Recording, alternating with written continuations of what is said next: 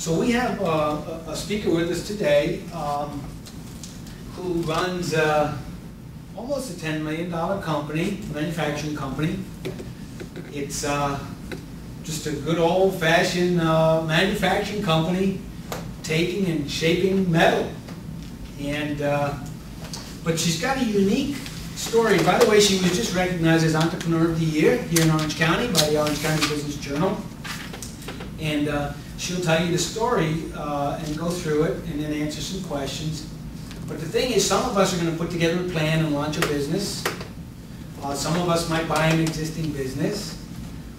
But most of us are sort of going to do a little planning along the way before we leap into this initiative. That's the ideal scenario. But life doesn't always give you the ideal scenario. Sometimes you're just going along life, enjoying it, and one day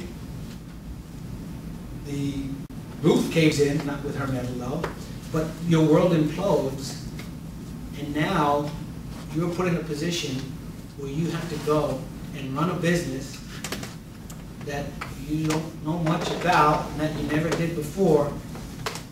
And when you talk about a prayer life and needing to rely on help from other places, that's what we're going to hear about. So Mari, why don't you come on up here? And so she was just recognized as Entrepreneur of the Year. It's an unbelievable story, and I'll let her tell it. And we're glad to have you here. You can stand, walk around, wherever you'd like. But so tell us about how you became an entrepreneur. Well, it's an honor to be here with you students tonight and the class. So thank you very much for having me. My story begins in 1998, how I came to take over my company, CalPac Sheet Metal. I'm a sheet metal contractor and sheet metal manufacturer. I have two companies, CalPac and OC Metals. OC Metals is the manufacturing entity and CalPac is the contracting division. I was married at 20 years old to a gentleman who was a sheet metal contractor, primarily new residential contracting, so we serviced all the home builders here in Orange County.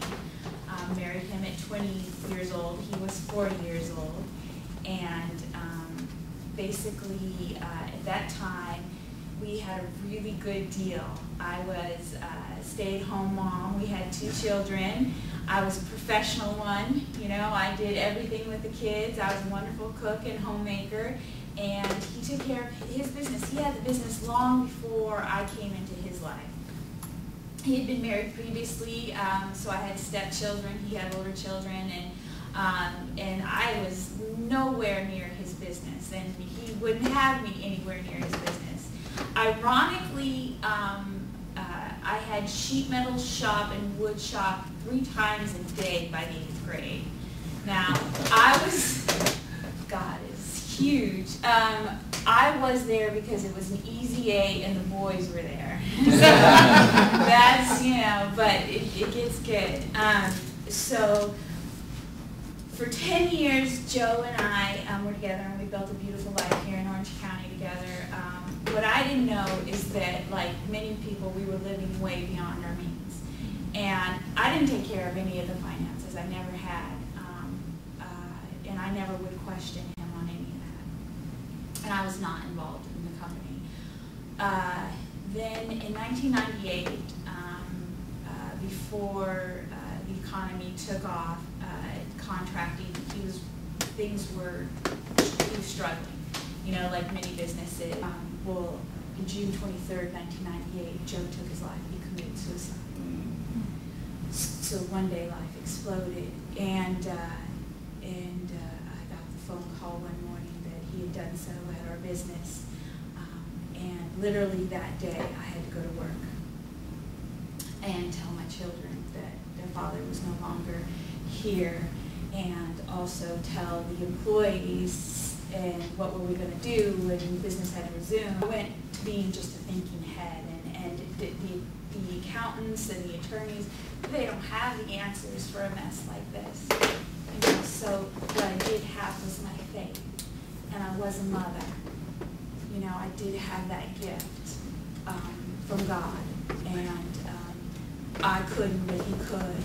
And when it's so big and ugly like that, you know, it's going to be okay. I don't know how, but I know God will take care of us and get us through this. I got to sell my house. I don't know where we're going to live. And I don't know why I chose to keep the business. I had no idea what I was doing. The first month he was gone, I ran out of gas 3 times because I never put gas in the car. He always put gas in the car for me. I never even looked at the you know, the gas. Where's the gas station? Exactly. He literally put gas in the car. That's how much my husband took care of me. And by the 3rd time that I was on the 55 freeway out of gas, I was so angry with myself. How could I let this happen? How could I be, you know, so incapable? So, you know, just determined not to be back in this position. And people were like, "You're a pretty girl. You know, go get married. Why are you not selling the company?" It was a contracting business. There's nothing there to sell, by the way. There's nothing to sell. There was all dead at that time. So what there happened to be was a couple of contracts, and there were people that had worked there that I had known for 10 years that to me, I had a debt to pay to them. They needed a place, I needed them as much as they needed me. I needed some place to go every day that they needed to be there. If I was to close the doors and not show up, they would go work for the competition. I mean, I'm sure they would be okay, but somehow God put something inside me that said, go show up there every day. And with one foot in front of the other every day, He put the answers in front of me. I didn't have to know all of the answers, and He would put the right people to answer the questions. I mean, they were huge questions. He didn't leave a will. Everything was in probate. Everything was locked up. It was just the ugliest ugly, you know, as I look back on it. But God was there every step of the way. So that tells you where I started. And it didn't get easier for, you know, I'd say 3 or 4 years. In some of the adventures I shared, you know, one of the stories with Stephen that, you know, being in the business world, as all of you know who've been there and here and in the world, God does not promise us, you know, a lot of people say, oh, He doesn't give us more than we can handle, right? Well, if you read the Bible, He's referring to temptation. When He talks about God doesn't give us more than He's talking about temptation. He will not give us more. He gives us everything we need when it comes to temptation. He will arm us. But everybody through the Bible is given more than they can handle. I mean, in this world today, people are going through much more than they can handle. Even more than my story. I mean, you know, goodness. So it kept coming. You know, it kept coming. And in one instance, we got this nice size apartment contract, and you know, came the time, you know, by the time you get awarded a contract, and when you really start doing it, it's about, you know, 6 months sometimes. And so just as you're getting into doing it, we were doing some work for another heating and air contractor, and so we were finishing up our obligation with them, and we were like, you know, thank you, God, it's so great we had this work. Well, they got another phase of this work, right? And they were like, whoa, we need you. And we were like, we have this job over here, thank you very much, we'll, you know, be going on. Well, that wasn't good for them. So what they did was they went after all of my lead guys, and because the job was up north, and they offered them more money and vehicles than I could provide at the time. Because, right, I'm not into the job. I can't give them all of this right now. My guys who've been with me for a while, they don't want to do this, but they have families. This is an opportunity that they're not sure I'm going to make it yet, right? So they have to look out for their futures. It killed them. They couldn't look at me, but 3 of them, they left right before we're about to start this big project. So, damn, all right, you know, what, you know, you can't walk into the team and just, you know, cry, though I want to, though I go home at night, I cry about it, I can't do this in front of the team. It's like, all right, guys, go. You know, I wish you luck. God bless you all. I wish this would be the best thing I understand. And go, and it's going to work out. It's fine. We don't have to worry about it today. We're going to be on the job there. And pray about it, God. It's in your hands. I know you're going to take care of this. So it goes on. They're there on that project with them for a few weeks. We start the new job. It doesn't start gangbusters that we have to have everything there. It's going to ramp up, and we're going to need manpower, and how are we going to do this, Lord? It's okay. I don't need to worry about it. Meanwhile, the other company is not delivering on their promises. They're promising everything too good. They did not deliver on what they were. The guys are not happy. 2 of them come back. 1 guy doesn't. He goes somewhere else.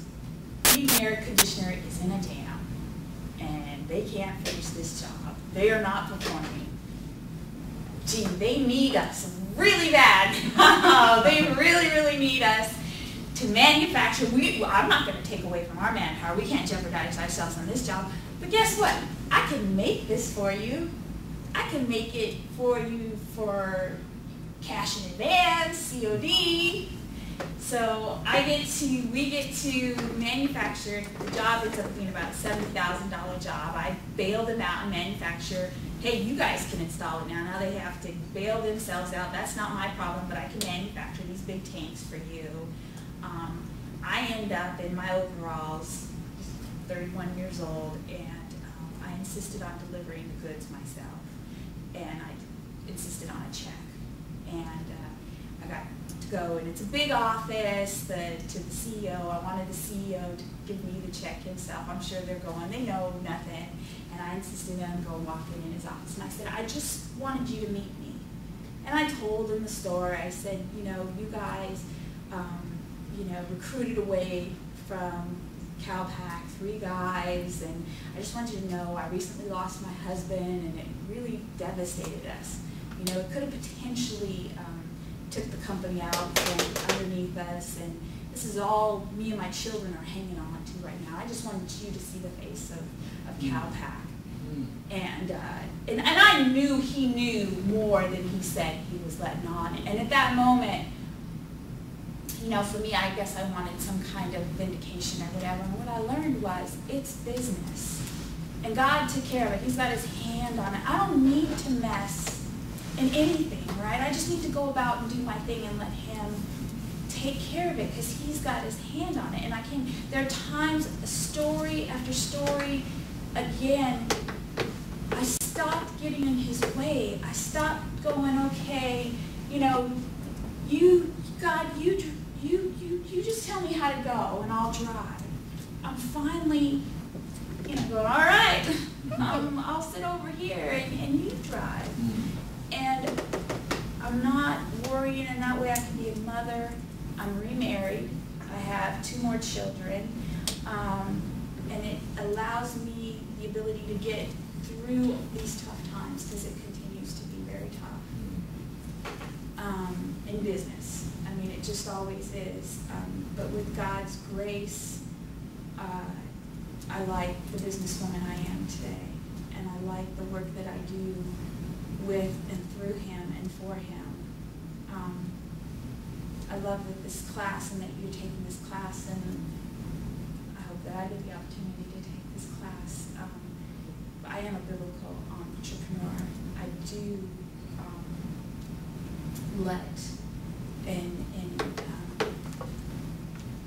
my business is my ministry. It is very clear when you come in my organization, our organization, it's for God. It's about God. I'm very proud of that. And in reading that, I realize that he made me really shiny. I'm his daughter. I'm proud of that. there's a lot of, I'm not worried about what the secular world thinks about that. I worry, or I have concerns about, I guess, the darkness of our times, and there are people that need God more than ever. And if I can bring a little light into the world through sheet metal or just comfort, and it's, you know, when you get those conversations with somebody just in line or through business, I know that's God's moment, and that's, I'll spend the rest of my life a very happy moment. So, and I'm passionate about sheet metal, so they go together for me, you know. What areas of business do you now spend most of your time on? What do you focus? Business development.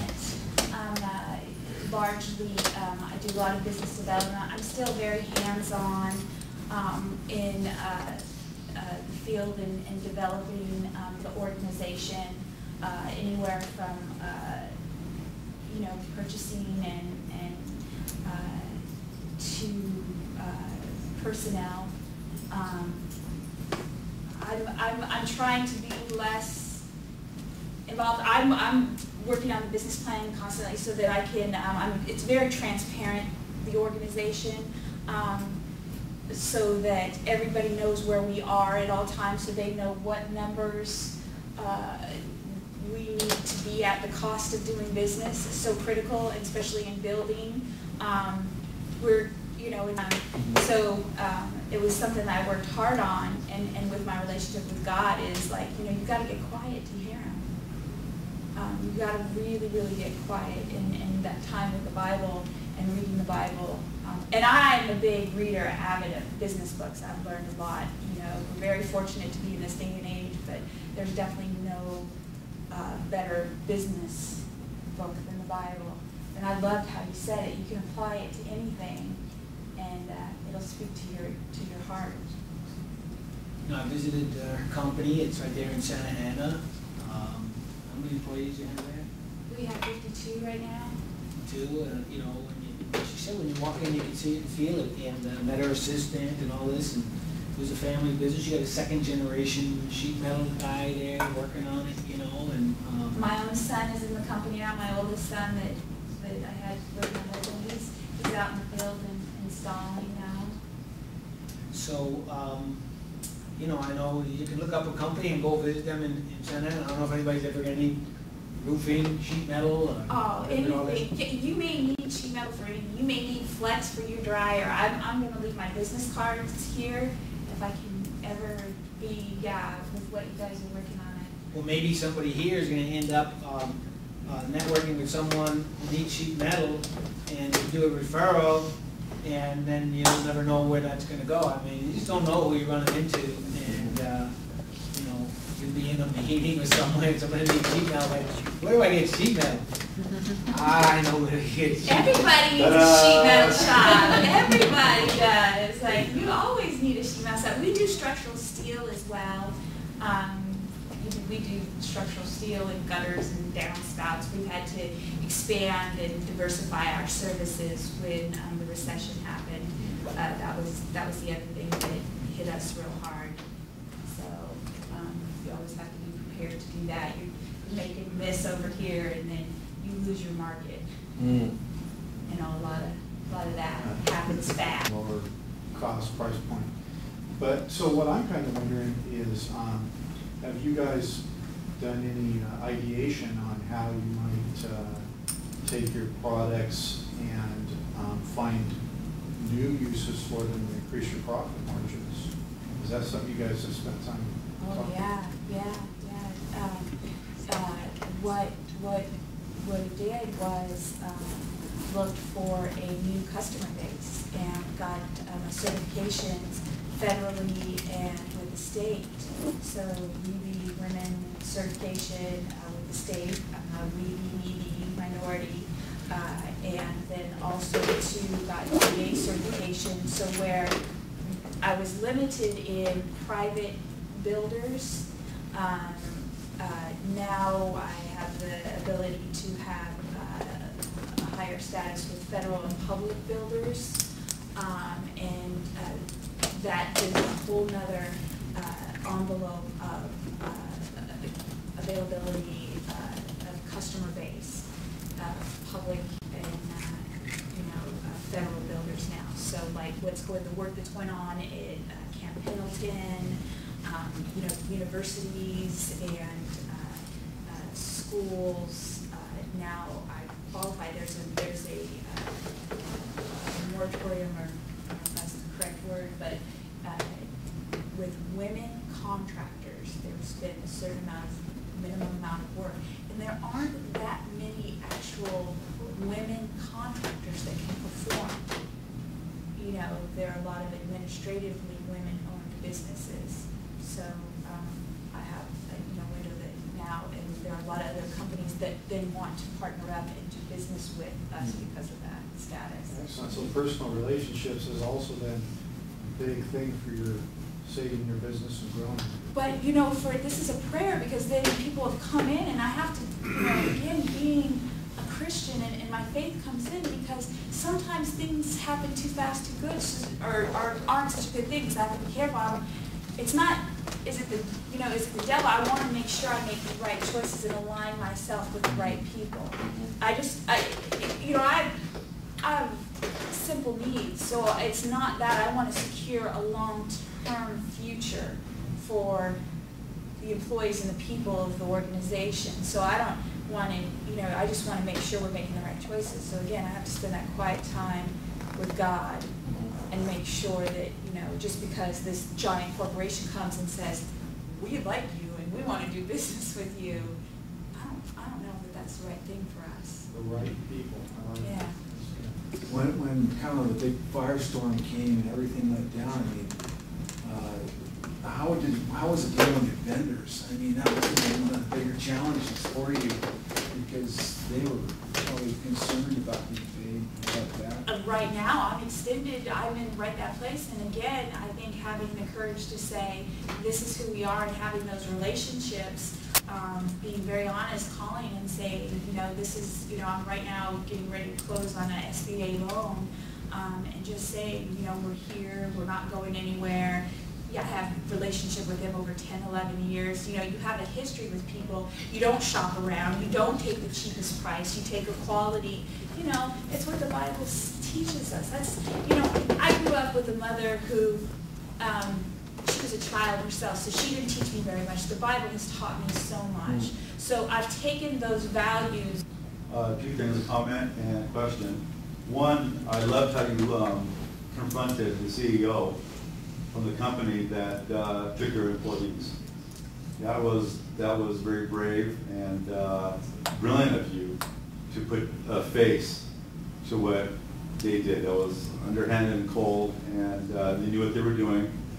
And lo and behold, their character shone through by not delivering what they promised to those guys. So, great job on that. And also, you mentioned you got 52 employees right now. What did you start with?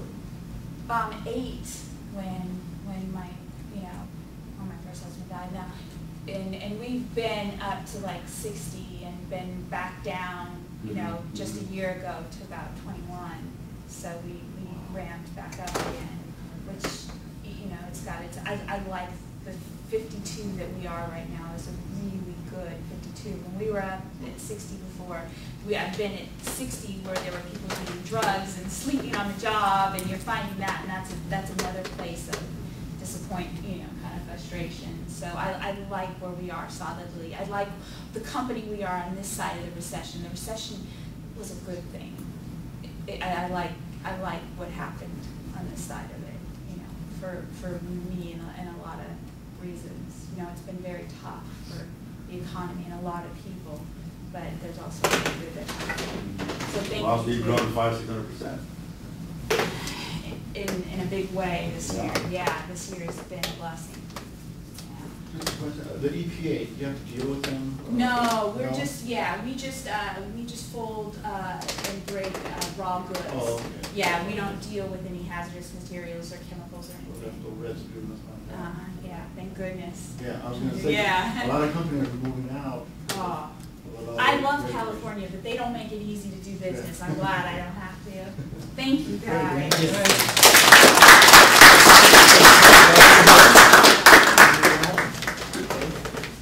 One of the things that we're going to talk about is the practices of a biblical entrepreneur, then the planning, the principles, and how do you do your business plan, and how do you identify opportunities, how do you take calculated risks, and all that. So that's going to be in weeks 2, 3, 4. How do you put together the business plan component, marketing strategies, the marketing mix. So we're going to get into all of that.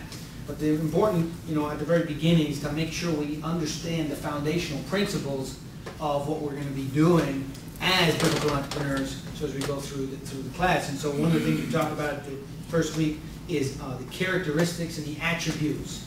And so character is so important. But we will drill down into the Bible. And I just wanted to share a couple of stories with you. I go to a lot of events in the community. I work here at Concordia in external relations.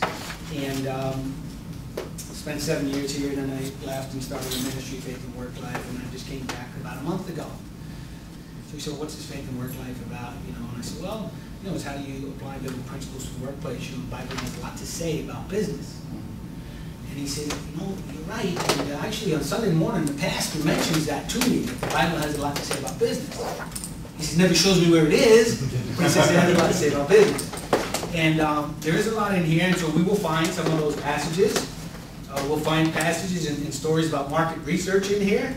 We're going to find a lot of things. We're going to find sales. We're going to find planning, advisors, counsel.